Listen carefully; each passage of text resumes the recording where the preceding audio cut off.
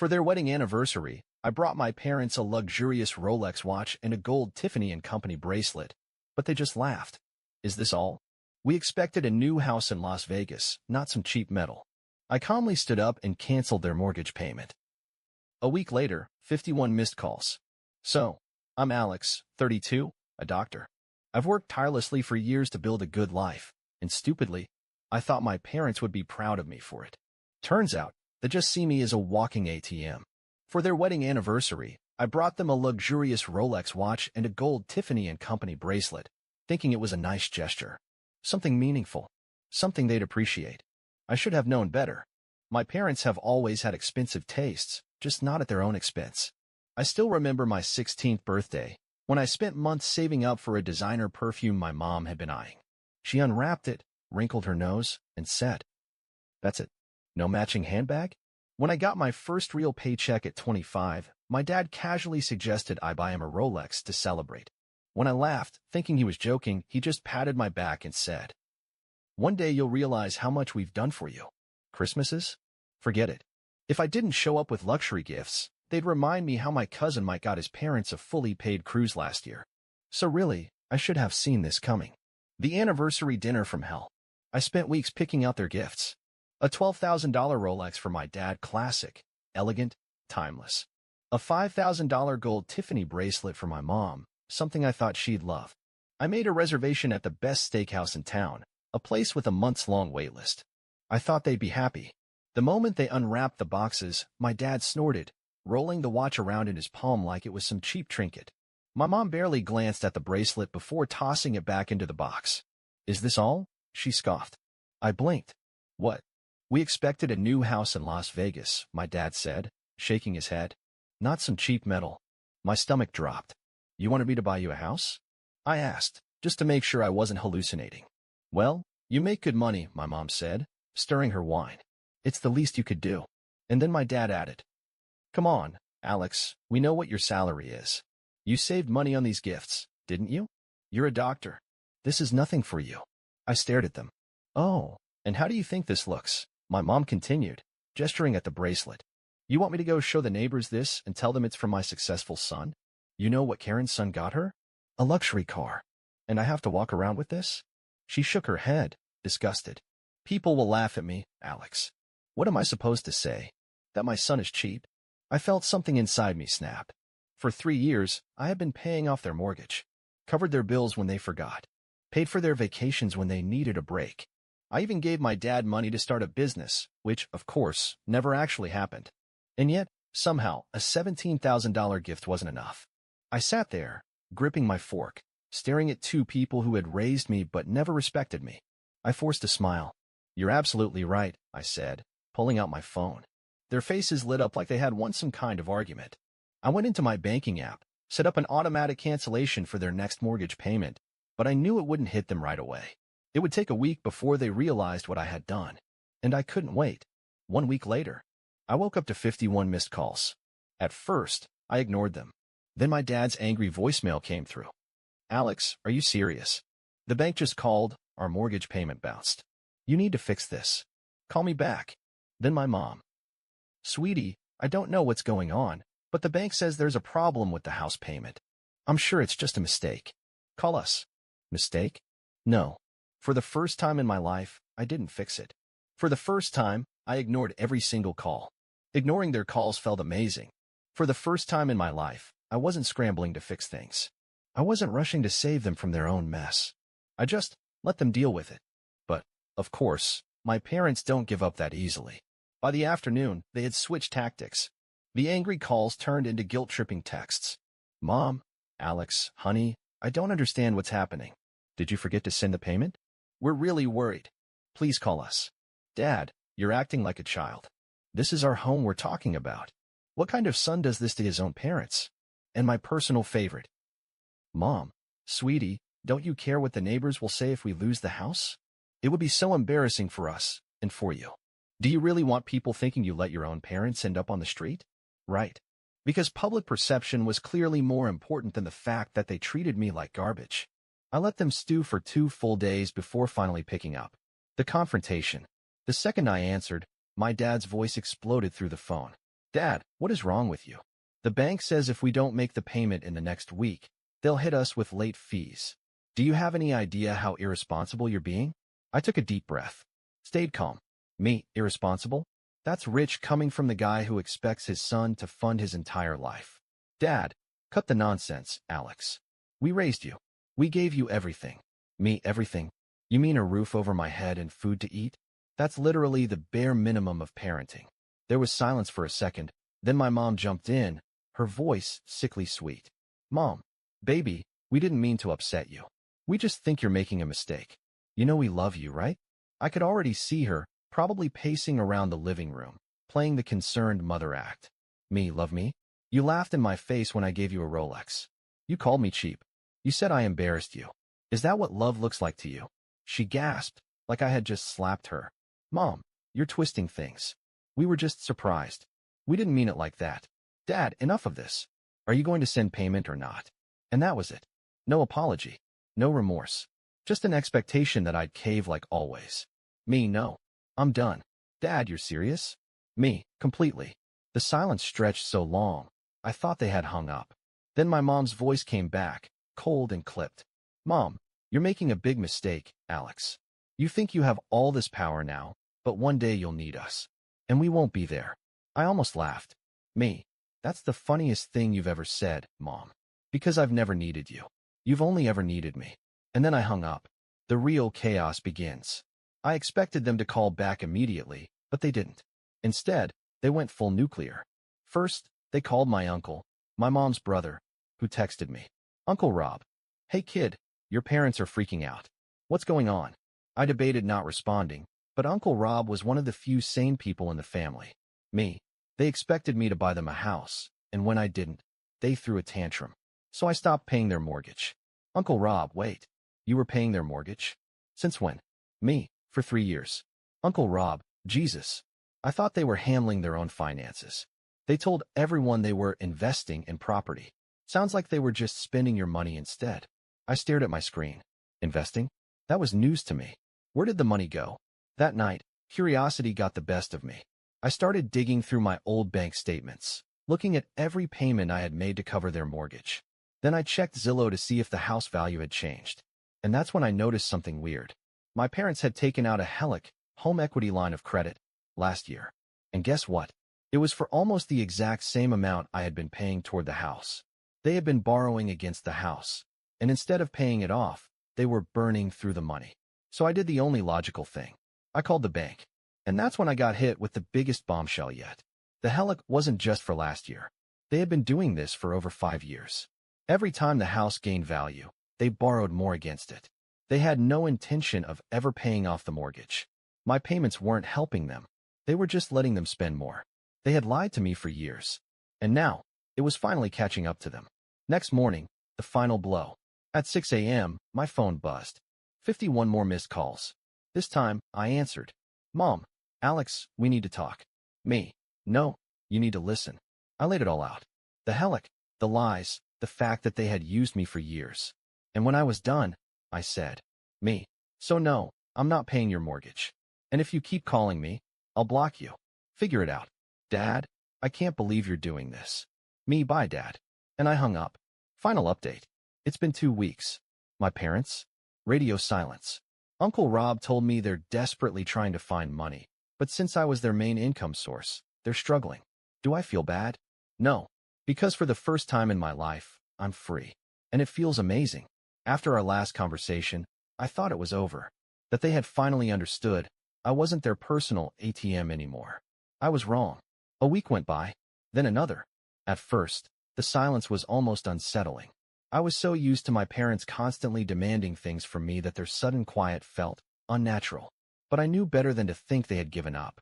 And sure enough, it wasn't long before the manipulations began. The fake medical emergency. It started with a call from Uncle Rob. Rob, Alex, what's going on? I just talked to your mom. She's in the hospital. I froze. Me, what? What happened? Rob, she said she collapsed. Stress, heart problems, she sounded really bad, man. For a second, that old, familiar guilt started creeping in. My mom was sick. Had I pushed them too far? But then something felt off. Just a week ago, She was calling me selfish for not buying her a house. She was ranting about how I had humiliated her with my cheap gifts. And now, suddenly, she was on her deathbed? Me? Which hospital? Rob. She didn't say. She just said it was serious. That was red flag number one. If my mom was actually in the hospital, she would have made sure I knew exactly where she was. She would have given me a hospital name, a room number, and a direct estimate of how much money I needed to send immediately. Instead, all I got was a vague sob story. So I did what any rational person would do. I called the nearest hospitals and asked if they had a patient under my mom's name. And guess what? She wasn't there. I checked every major hospital in the area. Nothing. My mom wasn't sick. She wasn't in the hospital. She was lying to get money out of me. The confrontation. I called her immediately. Me, hey mom. Uncle Rob just told me you're in the hospital. There was a dramatic pause. Then she let out a weak, trembling sigh. Mom. Oh, sweetie, yes. It's been so hard. The stress of everything. Of you turning your back on us. My heart just couldn't take it. She sounded like she was rehearsing for an Oscar nomination. I leaned back in my chair. Me, really? That's weird. Because I called every hospital in town, and they have no record of you. Silence. Then suddenly, she wasn't weak anymore. Mom, I can't believe you. You think I would lie about something like this? After everything we've done for you. Me. Yes, Mom. I do. More silence. Then she hung up on me. Character assassination mode activated. After that, things went nuclear. Since the fake hospital stunt didn't work, my parents switched to ruining my reputation instead. Within days, I started getting angry texts from relatives I hadn't spoken to in years. Aunt Linda. Alex, how could you do this to your own parents? They raised you. They sacrificed so much for you. Cousin Jake. Dude, are you serious? Your mom is sick, and you're just ignoring them? What kind of son does that? Some random great-uncle I barely knew. Shame on you. Absolute shame. I even got a voicemail from my mom's neighbor. Hi, Alex. I don't know what's happening, but your parents are really struggling. Your mom was crying the other day, saying she doesn't know what she did to deserve this. Maybe just call her? Family is important, you know. Are you serious? They were telling everyone that I abandoned them, that I was letting them starve, that they might lose their home because their selfish doctor's son decided he was too good for them. And the best part? They were playing the perfect, innocent victims. I imagined them putting on a whole show for the neighborhood, whispering to the other retirees about how their horrible, ungrateful son left them destitute after all they had done for him. I wouldn't have been surprised if my mom faked fainting in the supermarket just to get extra sympathy points. The truth comes out. I was furious, but I didn't respond. Instead, I called Uncle Rob again. He was the only person in the family with common sense. Me. Did you hear what they're telling people? Rob. Yeah, and it's complete nonsense. I knew something was off when I talked to your mom. Me. They're acting like they have no money, but they literally spent years draining their home equity. They did this to themselves. Rob, I know. And honestly, I'm sick of their nonsense too. And that's when he told me something I didn't expect. Apparently, other people were starting to figure them out, too. Aunt Linda? Yeah, she was mad at me. Until Rob showed her my parents' financial history. Cousin Jake? He backed off after I forwarded him my mom's text about expecting a house. One by one, people started realizing the truth.